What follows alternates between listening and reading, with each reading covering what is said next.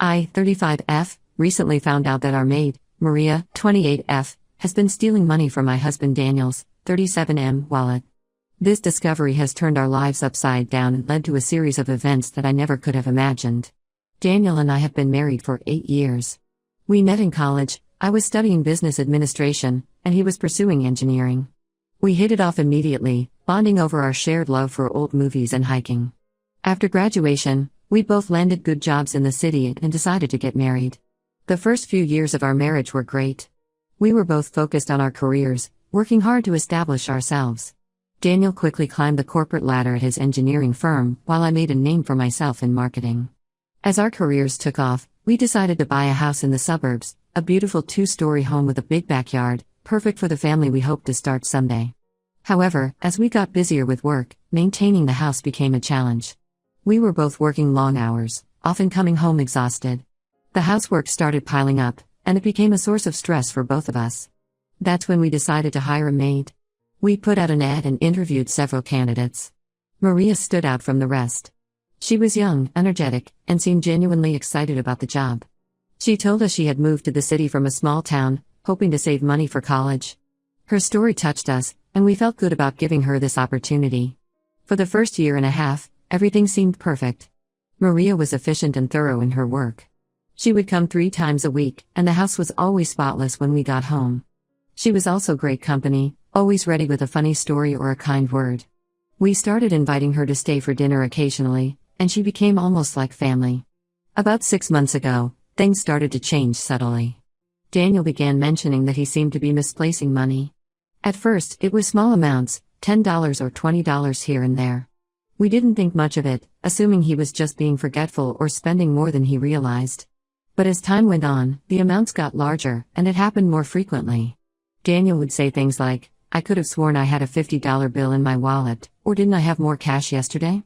I suggested he start keeping better track of his spending, thinking maybe he was just underestimating how much he was using. Then, about a month ago, Daniel withdrew $300 from the ATM to pay for some car repairs. He put the money in his wallet, intending to pay the mechanic the next day. But when he went to pay, over $100 was missing. That's when we realized something was seriously wrong. We started discussing who could be taking the money. The only person who had regular access to our house besides us was Maria. But we didn't want to accuse her without proof. She had been so good to us, and the thought of her stealing seemed unbelievable. I decided to pay closer attention. I started keeping track of how much cash Daniel had in his wallet before and after Maria's visits. To my shock, I noticed that small amounts were consistently missing after she left. Still, I didn't want to jump to conclusions. I remembered a story my mom had told me about falsely accusing a coworker of theft, only to find out later that she had been mistaken.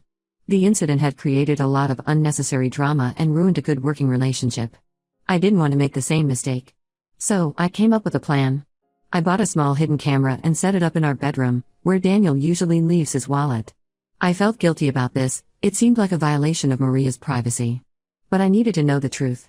The next day, I watched the footage with a heavy heart. There it was, clear as day, Maria entering our room, opening Daniel's wallet, and pocketing some cash. I watched it several times, hoping I was somehow misinterpreting what I was seeing. But there was no mistaking it. I was devastated. We had trusted Maria, treated her well, even considered her part of our family. And this is how she repaid us. I felt betrayed and angry, but also sad. I wondered what could have driven her to do this. Was she in some kind of trouble? Why didn't she come to us if she needed help? I debated whether to confront her directly or tell Daniel first. Eventually, I decided to talk to Daniel. This affected him directly, and I felt he had a right to know before we decided how to handle it. When I showed him the video that evening, Daniel was just as shocked and hurt as I was. He had always liked Maria and had defended her when I first suggested she might be the one taking the money. Seeing the proof left him feeling betrayed and angry.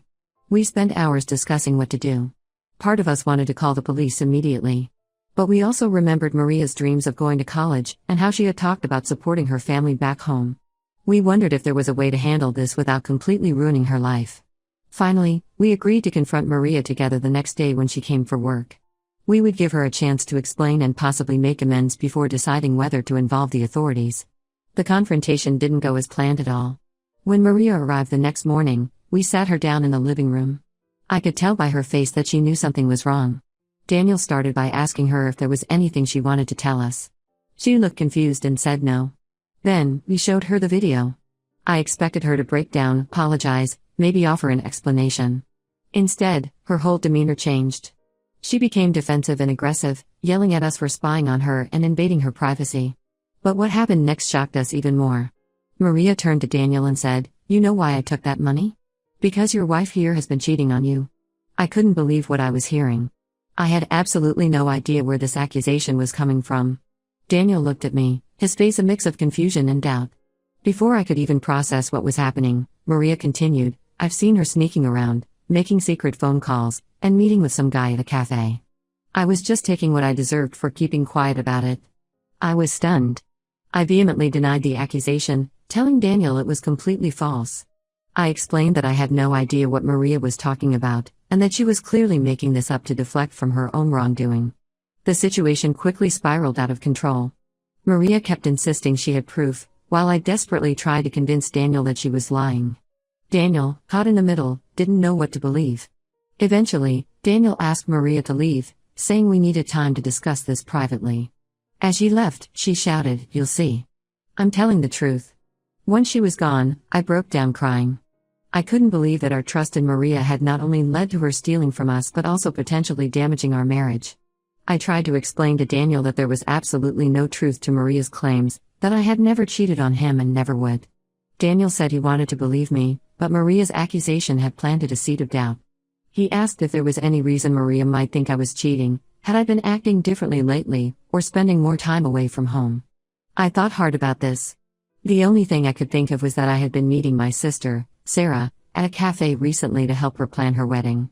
Sarah had wanted to keep the wedding a surprise from her boyfriend until she had everything planned out, so I had been a bit secretive about these meetings.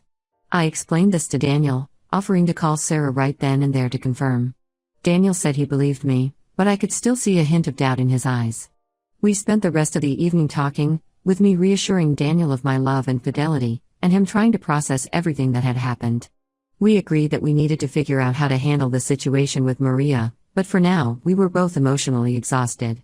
As I lay in bed that night, unable to sleep, I couldn't help but wonder, how did our simple discovery of a theft turn into this mess? How could Maria, someone we had trusted and welcomed into our home, do this to us? And most importantly, how are Daniel and I going to get through this and come out stronger on the other side? I'm writing this post because I need advice. How do we handle Maria? Should we involve the police about the theft? And how do I conclusively prove to Daniel that I've never been unfaithful? Any suggestions would be greatly appreciated. Update when it's been 2 weeks since my last post, and I want to thank everyone for their advice and support. A lot has happened, and I'm still trying to process it all. The day after the confrontation, Daniel and I decided to fire Maria officially. We sent her a formal termination letter, citing theft as the reason. We also informed her that we would be filing a police report about the stolen money. We felt this was necessary to protect ourselves and potentially warn future employers. However, things took an unexpected turn when Maria showed up at our house the next day. She was crying and begging for her job back, saying she desperately needed the money for her sick mother. For a moment, I almost felt sorry for her. I remembered how she had told us about her mother's health problems when we first hired her, and how she was sending money back home every month to help with medical bills. But then Maria switched tactics and started threatening us. She said if we went to the police, she would tell everyone about my affair. Even though it wasn't true, she claimed she had pictures of me meeting with a man, who was actually my brother-in-law, helping with wedding planning. She said she would post these on social media and tell all our friends and family that I was cheating on Daniel. Daniel and I were shocked by her behavior. This wasn't the Maria we thought we knew. We told her to leave immediately, or we would call the police right then. She left, but not before shouting that we would regret this. True to her word, later that day, we started receiving messages from friends and family asking if everything was okay. Apparently, Maria had posted a vague status on Facebook implying that she had discovered a dark secret about her employers and was torn about what to do with this information. While she didn't explicitly accuse me of anything, the post was enough to start rumors. Some of our acquaintances even started commenting, speculating about what this secret could be. I was furious and humiliated. Even though none of it was true, the mere implication was enough to make me feel like everyone was judging me. Daniel was upset too, but I could tell the seed of doubt planted by Maria was growing. He started asking more questions about my daily routines, checking my phone when he thought I wasn't looking, and being unusually quiet and distant. It broke my heart to see how this lie was affecting our relationship. I decided to take action. I reached out to my sister Sarah and her fiancé, Jack, explaining the situation. They were appalled and immediately offered to talk to Daniel. We set up a dinner where they explained about the wedding planning and showed Daniel all the messages and plans we had been working on. Sarah even showed Daniel the secret Pinterest board we had been using for wedding ideas. She explained how she wanted to surprise her fiancé with a dream proposal, which is why we had been so secretive about our meetings. Jack confirmed that he had no idea about the wedding plans, and expressed his gratitude for my help in planning this surprise. Seeing this proof seemed to ease Daniel's mind a bit, but I could tell he was still struggling. He apologized for doubting me, but said he couldn't help feeling insecure after Maria's accusations. He admitted that the stress from work and this situation with Maria had brought up some old insecurities from his past relationships. Meanwhile, the situation with Maria escalated. She started showing up at Daniel's workplace, causing scenes and trying to talk to him alone. She would call our house multiple times a day, sometimes crying, sometimes angry. It got to the point where we had to change our phone number. We decided to go ahead with filing a police report about the theft. The officer who took our statement advised us to also file for a restraining order against Maria, given her harassment. He explained that her behavior constituted stalking and that we had grounds for legal protection. The process of getting the restraining order was stressful.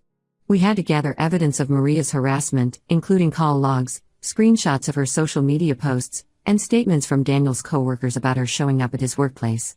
We also had to appear in court to testify about why we felt threatened. Finally, after what felt like an eternity, we got the restraining order approved.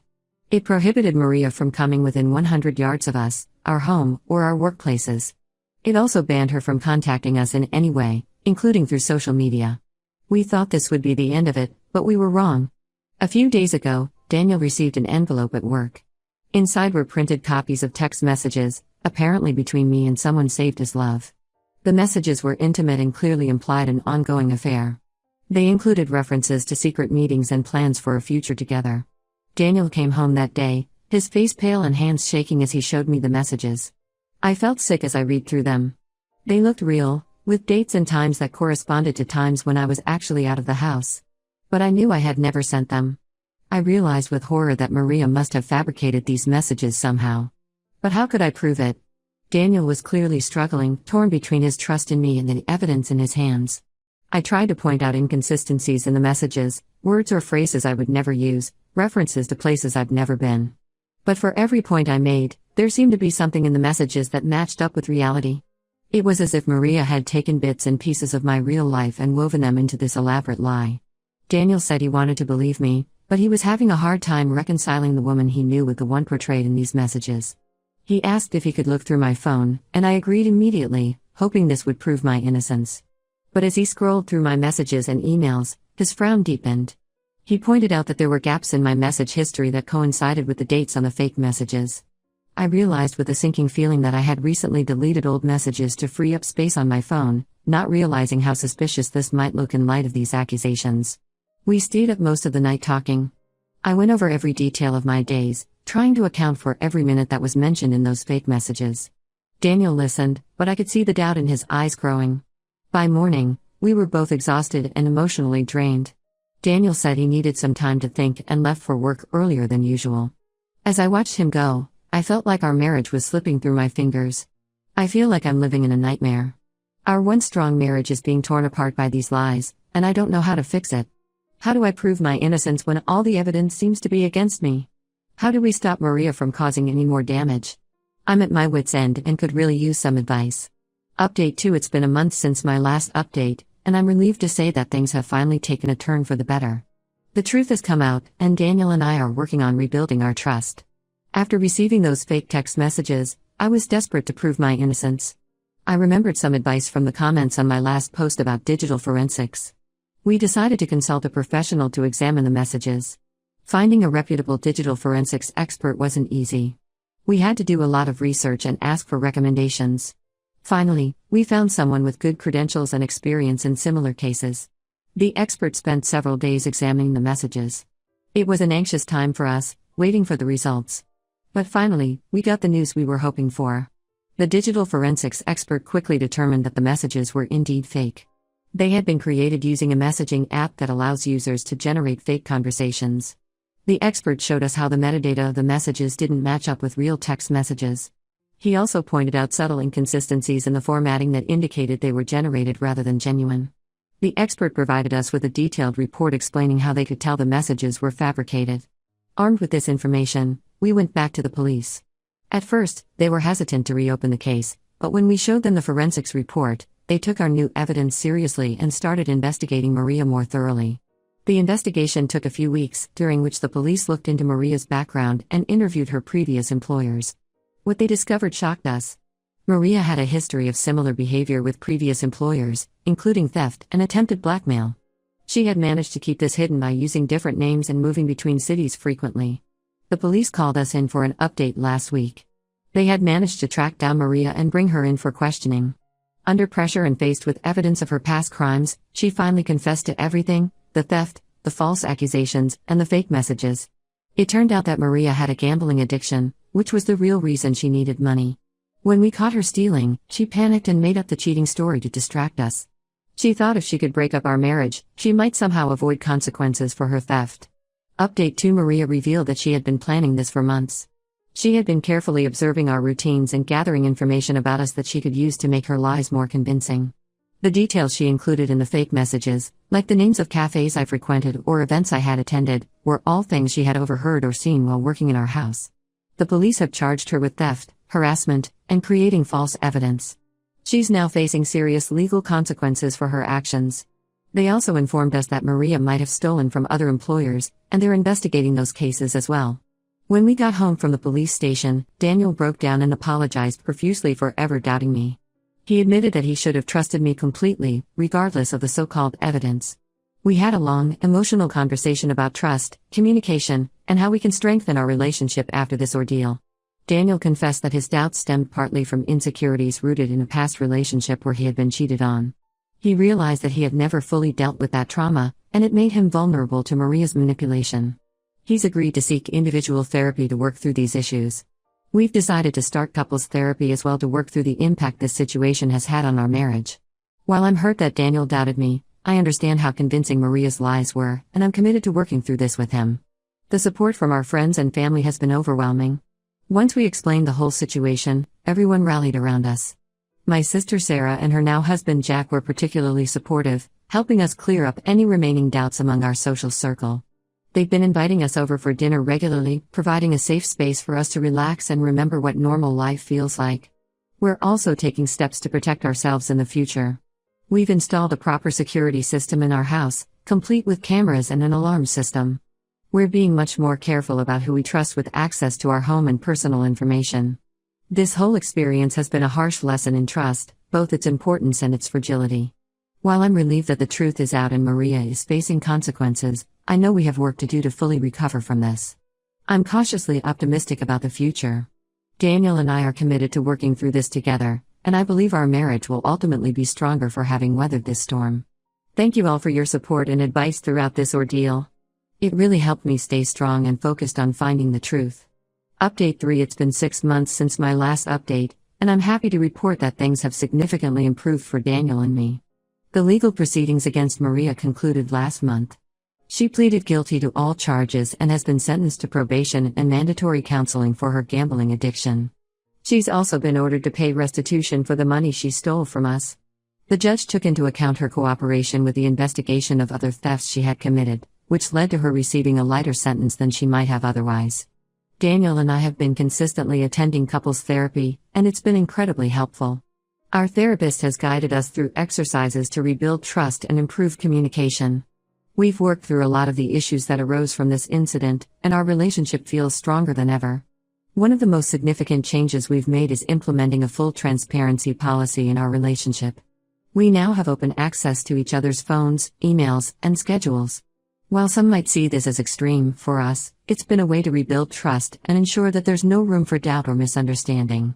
It's not about policing each other, but about creating an environment of openness and honesty.